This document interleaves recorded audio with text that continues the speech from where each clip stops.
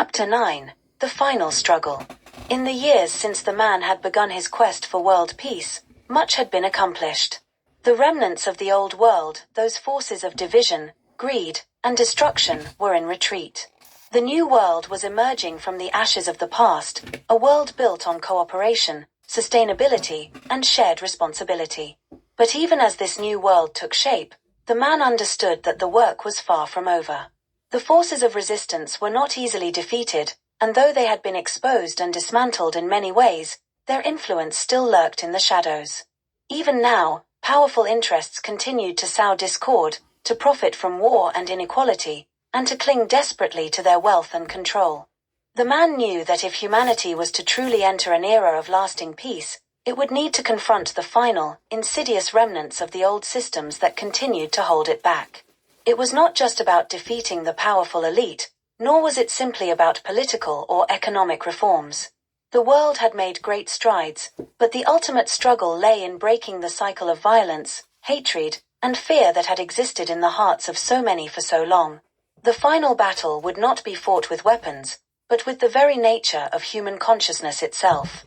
The man's first clue that something darker was at work came when he visited a former battleground, a country that had once been embroiled in a bitter, decades-long civil war.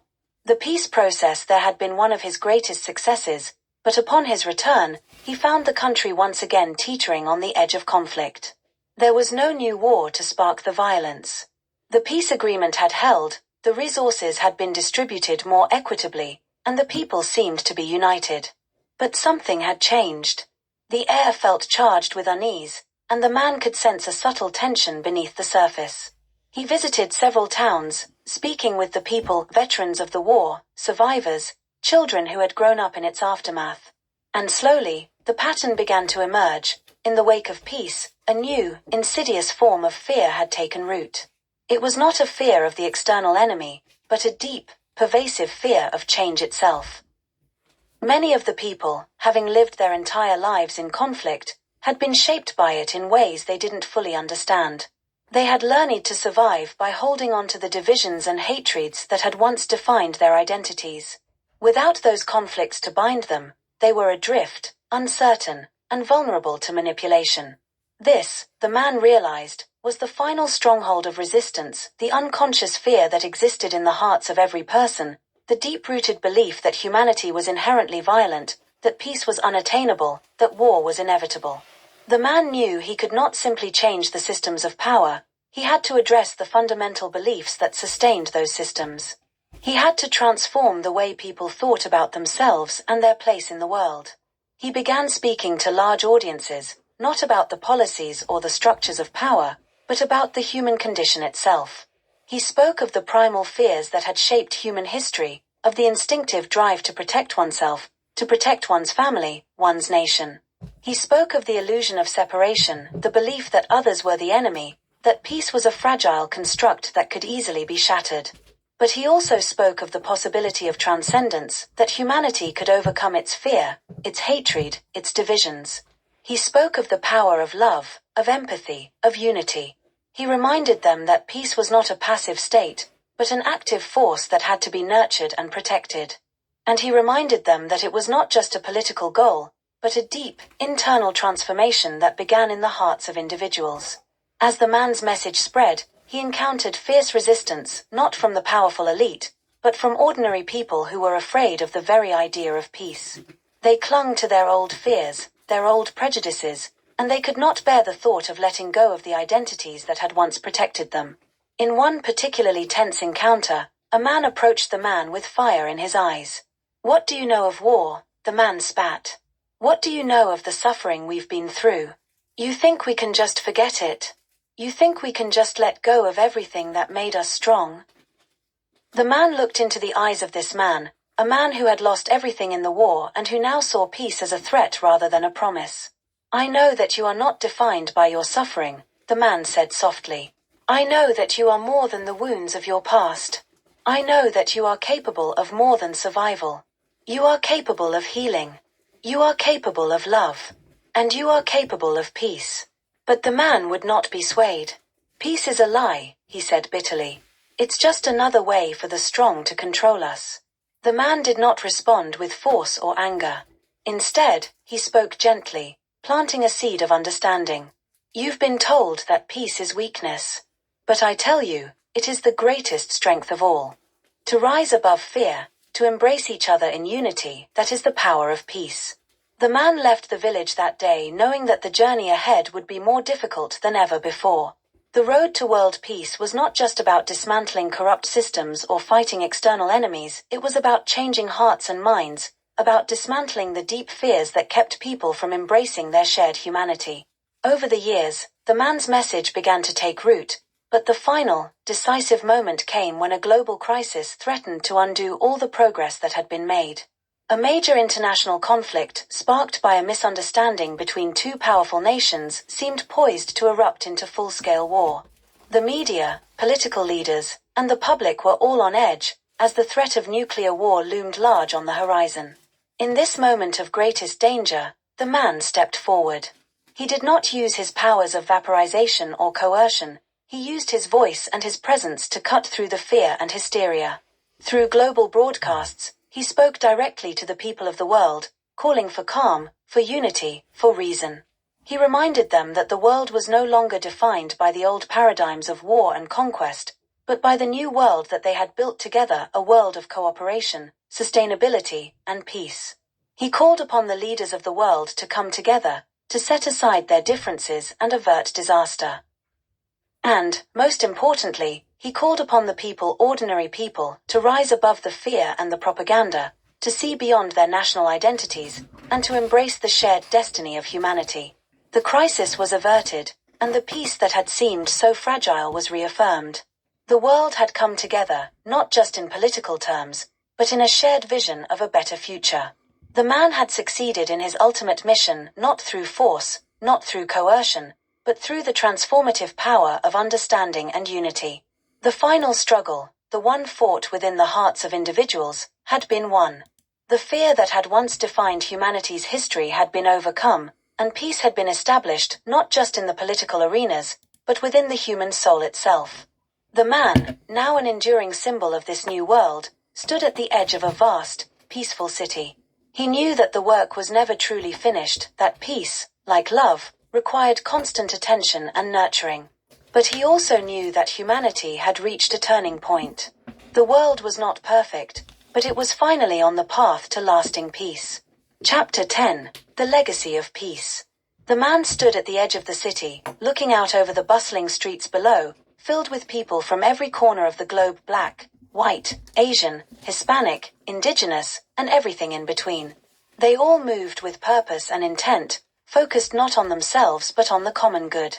Buildings, once built with steel and concrete, now stood as a testament to a harmonious world designed with the natural environment in mind, thriving with greenery, renewable energy, and sustainable practices. It was a vision of the future, a glimpse into a world that had transcended its old divisions. He had done it. Peace, the kind that had once seemed impossible, had taken root in the hearts and minds of the people. It was no longer just a political agreement or a series of treaties, it was a new way of life, a new consciousness that was embedded deeply in the fabric of the human race. But as the man gazed out over the city, he felt the weight of the responsibility that came with peace. It was one thing to fight for peace, to bring down the walls of division and corruption, but it was quite another to ensure that it would endure. The foundations had been laid, but the work was far from over. He had won the battles, but now came the task of preserving the fragile peace. The world had changed in ways that no one had anticipated. Nations, once hostile toward each other, had learned to work together toward mutual goals. Old borders that had separated people for centuries were no longer as relevant. The world economy, though still evolving, was now centered around fairness and sustainability, not exploitation and unchecked growth. Resources were shared equitably, and environmental restoration was a central part of every nation's agenda.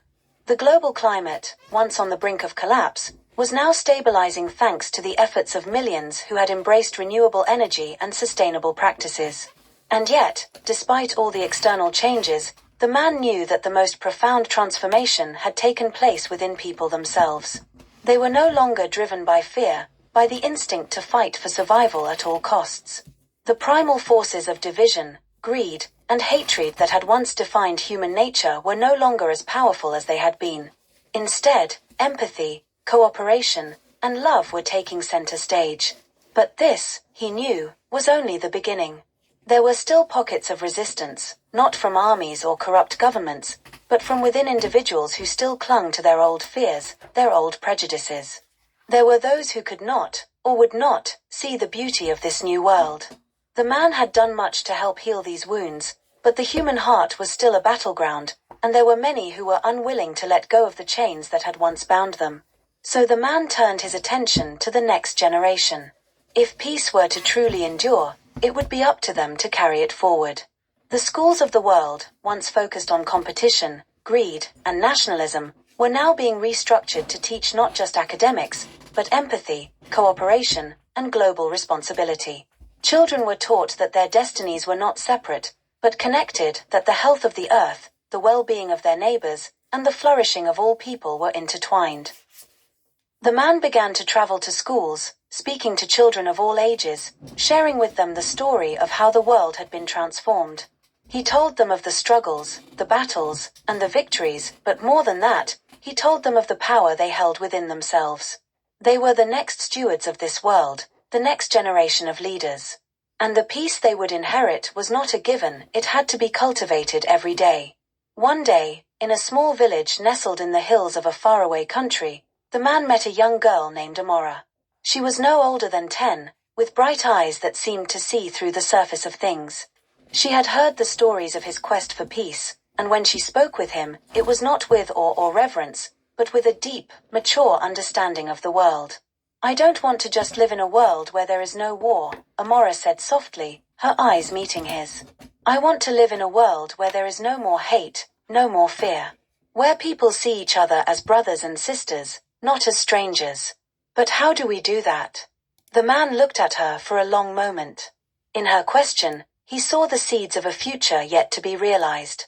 Her generation, the children of peace, would have to face challenges that he could not even imagine.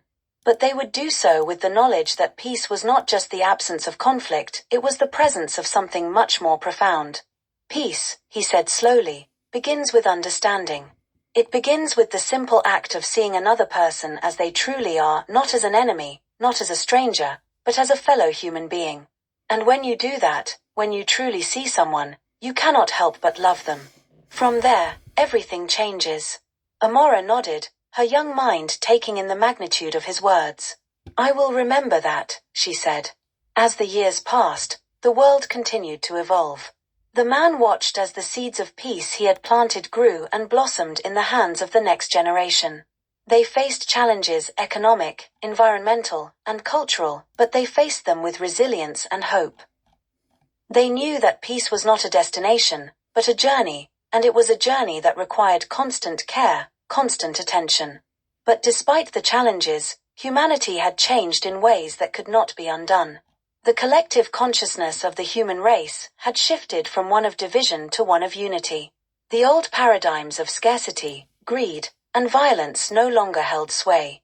Instead, people worked together for the common good, seeing the interconnectedness of all things. The man's role, once so central, had begun to fade into the background. He was no longer the lone figure leading the charge, but rather a symbol of what was possible. His work was done. The peace he had fought for was now alive in the world, in the hearts of every person who chose to live it. And yet, despite the peace that had been achieved, the man never truly left the world. His presence, his teachings, were woven into the fabric of this new era. His words were passed down from generation to generation, not as a relic of a bygone age, but as living truth. His legacy lived on in every act of kindness, in every gesture of empathy, in every moment when one person chose to see another not as an enemy, but as a fellow human being. And so, the man, though no longer a physical presence, remained in the world. His influence, his power, his peace, continued to guide humanity, gently steering it toward a future where love and understanding were the guiding forces. The journey of peace was far from over, but with each passing day, it became a little more real, a little more tangible. The man had not just created a world of peace, he had created the conditions for it to endure forever.